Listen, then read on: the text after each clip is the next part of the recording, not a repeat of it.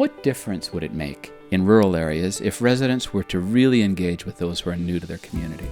That's the question Platinum Leadership explored for the Rural Ontario Institute as part of their Measuring Rural Community Vitality initiative. This is a 3-year project designed to deepen understanding of civic engagement, social capital, and community well-being in rural areas. We were curious how rural communities and newcomers, meaning people who had moved into the area in the last 5 years, engage with one another.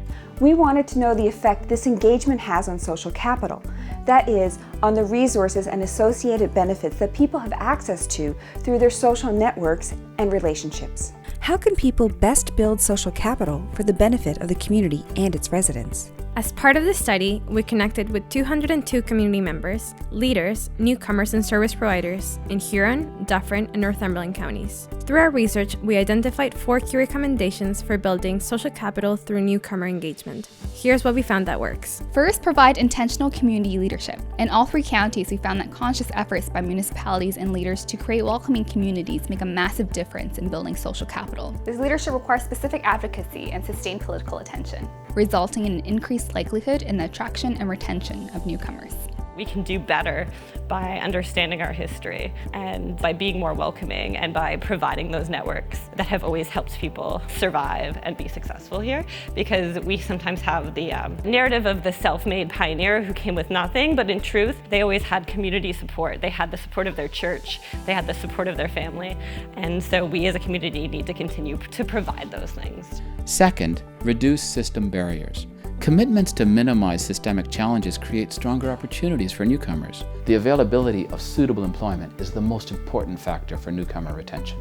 The existence of cultural amenities also surfaced as being very important. Other significant barriers that need to be minimized include a lack of public rural transportation, limited social supports, insufficient availability of affordable and appropriate housing, and sparse language, settlement, and school services. The impact of our work with newcomers, I think it's helped them get adjusted to the rural area, helping them locate employers that are willing to work with them and provide them with opportunities.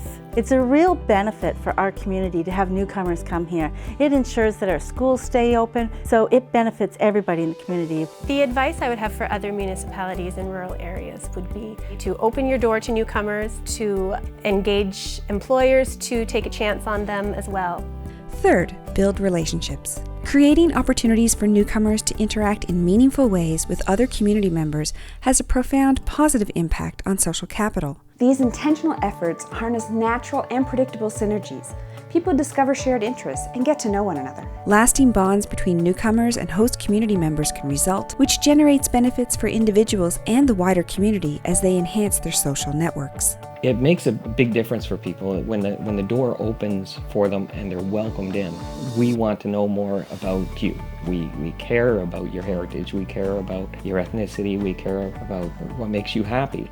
The people in Canada are very kind, lovable, and nice. And when people move to Canada, what do they need the most? Friendship. Friendship. Everyone has a story and gifts to offer. Being without your supports and without community can be very despairing. When people reach out, it connects them, it brings them in. It makes them feel like they're connected and matter. Fourth, develop robust support systems. As newcomers face challenges in rural communities, they may consider relocating to a larger center to obtain the supports and services they require. Rural communities that develop strong and accessible support systems for newcomers are more likely to retain their newfound residents, which creates lasting benefits and value for both newcomers and the wider community. The immigration partnership is really important because our mandate really is to encourage people to not go to a community like Toronto and move out to Huron County is quite a scary move for a lot of people if they don't have that connection. I think you need to take them under your wing, introduce them, make them feel welcomed, because there is that isolation otherwise. When newcomers and other residents enjoy mutually beneficial relationships, rural communities are more likely to be healthy. Over the course of this research, we observed widespread acknowledgement of this reality. More than 200 participants had so much to say regarding civic engagement and social capital. They shared their perspective of how their local community engaged with newcomers for the betterment of all. We witnessed appreciation for and the gratitude of newcomers in all 3 counties.